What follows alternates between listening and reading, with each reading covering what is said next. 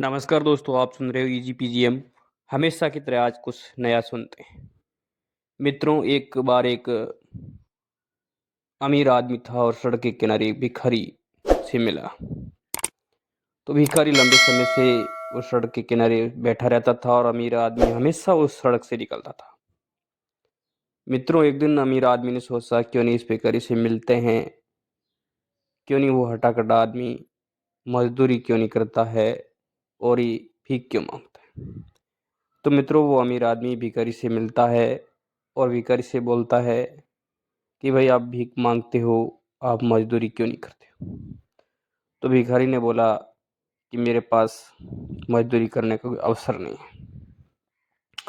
तो उन्होंने कहा मेरे पास एक चावल की बहुत बड़ी फैक्ट्री है और उसके मेरे साथ मिलके आप धंधा कर सकते हो और आप बाजार में चावल बेच सकते हो। तो उन्होंने कहा मेरी फैक्ट्री में से चावल लेकर बाजार में बेचो। तो उस भिखारी ने कहा कि आप कितना परसेंट लोगे, 90% या 80%, कितना डिस्काउंट होगा। वो ना अमीर आदमी ने कहा चल मेरे को आप 10% डिस्काउंट दे देना, 90% आप रख लेना, जो मुनाफा होगा उसका 10% मेरे को दे देना। मेरी फैक्ट्री से चावल खरीदना है और बाजार में आपको बेचना है। तो आगे देखते हैं, भिखारी उसकी फैक्ट्री में चला गया और उससे चावल फैक्ट्री से लेकर बाजार में बेचा और खूब मेहनत की, 1 महीने भर खूब मेहनत, जम के मेहनत की। तो उसने 1 महीने में जितना भी पैसे कमाए, खूब पैसे कमाए, उन्हें जम के रात दिन मेहनत की और 1 महीने के अंदर उन्हें जो प्रॉफिट हुआ, आखिर वो दिन आ गया जो भिखारी और अमीर आदमी के 10% डिस्काउंट का शेयर करना था। और वो 10% अब भिखारी को लग रहा था कि मैं क्यों दूँ? मैं अमीर आदमी को क्यों दूँ 10%? क्योंकि मैंने ही मेहनत की है, मैंने खुद ने मेहनत की है, उसका क्या है? मैं उस आदमी को 10% क्यों दूँ? तो एक दिन वो जब समय आया तब अमीर आदमी भिखारी से मिला आकर, भाई मेरे 10% दे दो, आपको बहुत मुनाफा हुआ है, आपने बहुत पैसे कमाए 1 महीने के अंदर, आपने बहुत मेहनत की है, मेरे को मेरे 10% दे दो। तो भिखारी कहता है कि मेरा नुकसान हो गया है, इधर नुकसान हो गया है, उधर सात सत्रह बातें करता है, मेरा नुकसान बहुत हो गया है, इसी महीने में नहीं दे सकता हूँ, अगले महीने मैं आपको ये भी 10% दूंगा और अगले महीने का भी 10% अगले महीने। तो मित्रों, भिखारी कहता है कि मेरा नुकसान हो गया, मैं अगले महीने।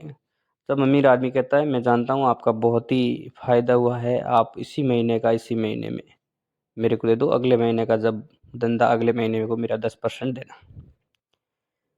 तो मित्रों, भिखारी आखिरकार कहता है नहीं मैं अगले महीने में दूंगा, अब मैंने नहीं। तो ऐसा ही अपनी ज़िंदगी के अंदर होता है मित्रों। इस कहानी से ये सीख मिलती है कि अपनी जीवन के अंदर जो अपना सैलरी है या बिजनेस है, जो 10% होता है वो डोनेशन करना होता है, गरीब की सहायता करने के लिए होता है, भगवान के दान करने के लिए होता है।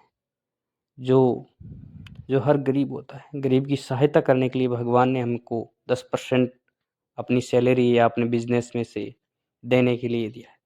अपन सोचते हैं कि नहीं अगले महीने करेंगे, इस महीने नहीं, अगले महीने करेंगे। ऐसे करते-करते पूरी ज़िंदगी निकल जाती है। अपन नहीं तो किसी को दान कर पाते हैं, नहीं किसी गरीब की सहायता कर सकते।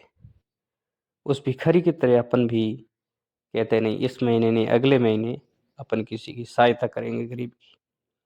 तो ऐसी भिखारी की तरह अपनी ज़िंदगी हो गई है मित्रों।